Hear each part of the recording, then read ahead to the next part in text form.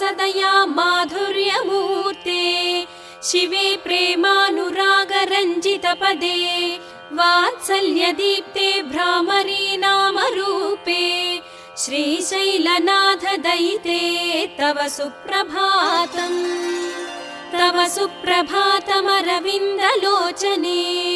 महाद्भुत भ्रामरी नामयुक्ते महामते सर्वजनपूजितपदे श्रीशैलनाथदयिते दयानिधे सप्तर्षिगणाः समुपास्य सन्ध्याम् आकाशसिन्धुकमलानि मनोहराणि आदाय तव चरणयुगमर्चयितुं प्रपन्नाः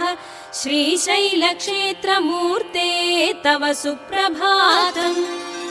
गायन्ति विबुधाः तव नाम स्तोत्रम्